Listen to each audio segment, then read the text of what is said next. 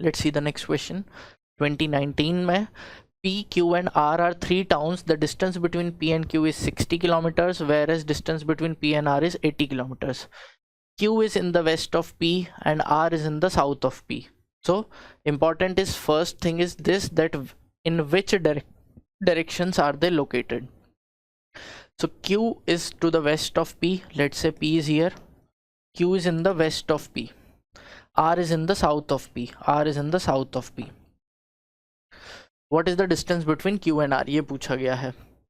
P and Q is 60. So this is 60. Q and R is 80.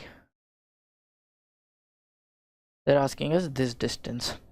Can you apply the Pythagoras theorem directly? Yes. How will I apply? 60 square plus 80 square will be equal to the distance of Q and R ka square.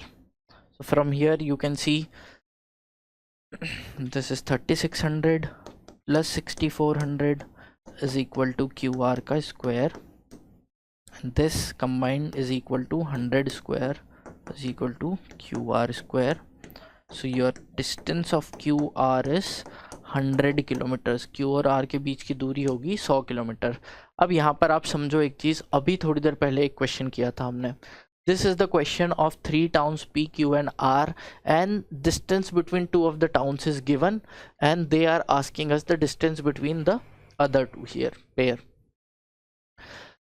This is the question that came in 2022. Almost on similar lines. Towns की जगह city लिख दिया, तीन city दी है P, Q and R. Distance between Q and R given, P and R given, and they are asking P and Q. अब उस question को देखो और इस क्वेश्चन को देखो. What is missing here in this question is the relative direction of towns, relative direction of cities. In this particular question,